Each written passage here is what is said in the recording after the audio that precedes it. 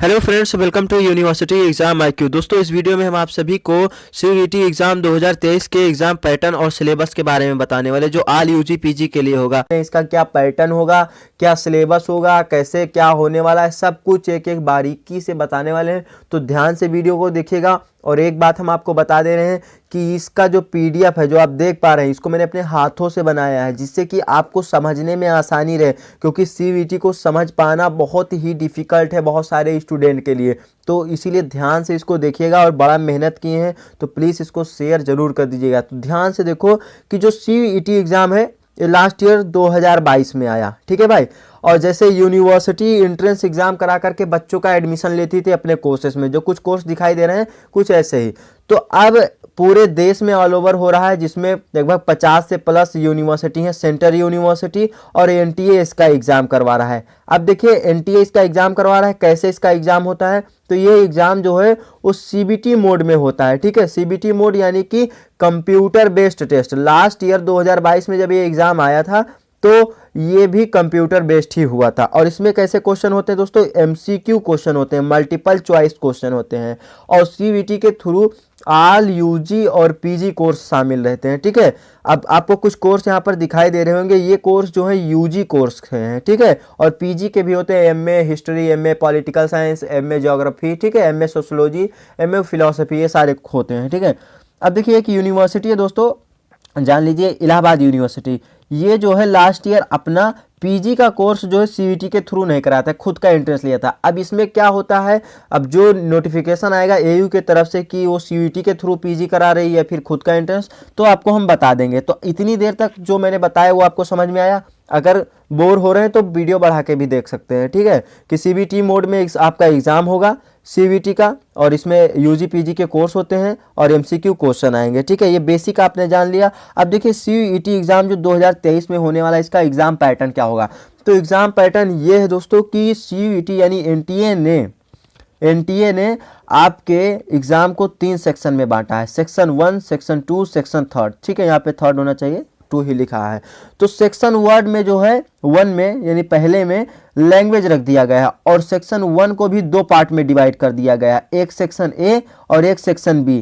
तो लैंग्वेज के बारे में भी बताएंगे, सेक्शन A सेक्शन B क्या है। और देखिए सेकंड क्या है, इसमें 27 डोमेन स्पेसिफिक सब्जेक्ट हैं, जिसमें आपको अपने कोर्स के अकॉर्डिंग सब्जेक्ट को चूज करना है, ठीक है। और इसमें केवल 6 डोमेन सब्जेक्ट ही ले सकते हैं, ये भी मैं आपको आगे बताने वाला, बस इतना समझिए।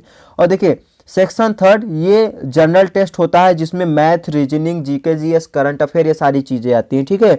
ये, और ध्यान से एक मेरी बात सुन लीजिए कि जनरल टेस्ट वही बच्चे दे सकते हैं जो किसी यूनिवर्सिटी को टारगेट कर रहे हैं, और वो यूनिवर्सिटी उन स्टूडेंट से जनरल टेस्ट का एग्ज़ाम क्वालिफाइड मांगती है उसी यूनिवर्सिटी के लिए। मान लीजिए DU कहता है कि आप जनरल टेस्ट मत दो, और ऐसे ही डोमेन और लैंग्वेज दे करके हमारे यहाँ जाओ, आपको एडमिशन दे देंगे। लेकिन BHU और DU बिना जनरल टेस्ट के आपको एडमिशन नहीं देंगी, तो आप अपने यूनिवर्सिटी के अकॉर्डिंग जनरल टेस्ट का एग्जाम देंगे। तो ये भी समझ में आया होगा, नहीं समझ में आया तो वीडियो बैक करके जरूर देखो। देखो सेक्शन A, अब सेक्शन A जैसे यहाँ पे मैंने आपको 3 सेक्शन दिखाए, तो एक एक सेक्शन के बारे में हम आप सभी को बताने वाले हैं। तो सेक्शन A में क्या है कि इसको 2 भाग में बांट दिया गया, A और B में, और ये लैंग्वेज है जो आपको देना कंपलसरी है, ठीक है। A में तो आपको देना कंपलसरी, जैसे कि हिंदी हो या फिर इंग्लिश हो, ठीक है। तो सेक्शन A में 13 भाषाएं हैं जो कि इंडियन लैंग्वेज है, ठीक है। और सेक्शन B में जो है 20 भाषाएं, जिसमें इंडियन और फॉरेन लैंग्वेज सब शामिल है। क्यों? क्योंकि दोस्तों जो JNU है, जवाहर नेहरू यूनिवर्सिटी, इसमें क्या है, कुछ फॉरेन लैंग्वेज मांगता है, कुछ नहीं, एक फॉरेन लैंग्वेज होना जरूर है, ठीक है। बिना फॉरेन लैंग्वेज के जो है ये नहीं लेता एडमिशन। तो इसीलिए सेक्शन A और सेक्शन B में बांट दिया गया। BHU जो है फॉरेन लैंग्वेज नहीं मांगता, ठीक है, तो वो सेक्शन A वाले बच्चे उसको दे सकते हैं हिंदी या इंग्लिश। समझ में आया। अब देखिए एक बात और, कि जैसे सेक्शन A और B लैंग्वेज हैं और कुल मिलाकर के 33 लैंग्वेज है, तो इसमें एक शर्त रखी गई कि एक candidate choose a maximum any 3 language, यानी कि केवल 3 लैंग्वेज आप चूज कर सकते हो सेक्शन A और B को मिलाकर। मान लीजिए सेक्शन A में आपने हिंदी और इंग्लिश को चूज किया, और सेक्शन B में संस्कृत चूज किया, तो हिंदी, इंग्लिश और संस्कृत ये 3 ही लैंग्वेज आप चूज कर सकते हो, और इससे ज़्यादा नहीं चूज कर सकते हो। अब मान लीजिए आपने हिंदी, इंग्लिश और संस्कृत कर लिया। तो इन सब का जो दोस्तों एग्ज़ाम है वो अलग अलग डेट पर होगा। हिंदी का 1 तारीख को है तो इंग्लिश का 2 को होगा और संस्कृत का 3 तारीख को होगा। और हर एक लैंग्वेज में जो है क्वेश्चन आपको 50 पूछे जाएंगे, जिसमें 40 क्वेश्चन आपको अटेम्प्ट करने हैं। आपको जो टाइम मिलेगा हर एक लैंग्वेज का, उसमें 45 मिनट का टाइम मिलेगा, ठीक है। 45 मिनट का जो है समय दिया जाएगा आपको, और 50 क्वेश्चन होंगे जिसमें 40 अटेम्प्ट करने हैं। समझ में आ गया ना। अब चलो आगे हम आपको नेक्स्ट सेक्शन के बारे में बताते हैं। सेक्शन 2। सेक्शन 2 जो है ये डोमेन स्पेसिफिक है। इसमें 27 सब्जेक्ट होंगे और कोई भी कैंडिडेट चूज कर सकता है केवल 6 सब्जेक्ट, ठीक है। केवल 6 सब्जेक्ट चूज कर सकता है किसी भी यूनिवर्सिटी में, जो है किसी भी यूनिवर्सिटी के लिए जो भी है।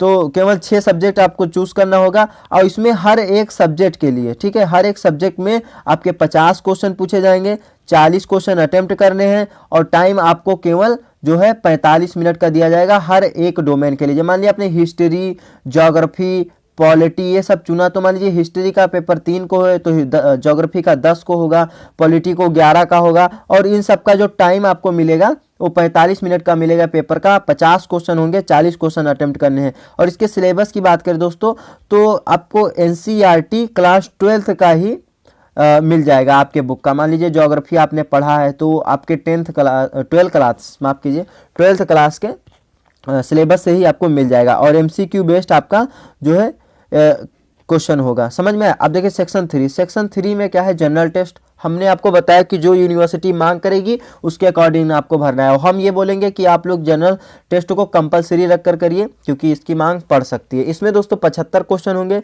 60 क्वेश्चन आपको अटेम्प्ट करना है। एमसीक्यू बेस्ड ये भी एग्जाम होगा, 60 मिनट का इसमें आपको टाइम दिया जाएगा। इसका syllabus GK, GS, general awareness, current affair, reasoning, math ये सारे होंगे, ठीक है। अब देखिए लैंग्वेज के बारे में हम आपको बता रहे थे, तो लैंग्वेज में कौन कौन से हैं, 13 इसमें है, जैसे हिंदी, इंग्लिश और असमिया, बंगाली, गुजराती जो है आप यहाँ पे पढ़ लीजिए, आपका ज़्यादा टाइम ना वेस्ट करेंगे। सेक्शन बी में ये भी आप पढ़ सकते हैं 20 लैंग्वेज, समझ में आया। और डोमेन में भी दोस्तों यहाँ पर आप पढ़ सकते हैं जो 27 सब्जेक्ट हैं आपके, जिसके अकॉर्डिंग आप करना चाहते हैं। मान लीजिए आप बीए करना चाहते हैं तो जो है ज्योग्राफी ले लीजिए, हिस्ट्री ले लीजिए, पॉलिटी ले लीजिए, ठीक है। तो ऐसे आप यहाँ पर कर सकते हैं। तो समझ में आया, और अगर कुछ नहीं समझ में आया तो कमेंट करिए, और इस पीडीएफ के लिए टेलीग्राम को जरूर ज्वाइन कर लीजिए, हमारे चैनल को सब्सक्राइब कर लीजिए और दोस्तों के साथ शेयर करिए। बने रहिएगा क्योंकि हम आपको पढ़ाने वाले हैं दोस्तों, और अच्छा कंटेंट देंगे फ्री ऑफ कॉस्ट।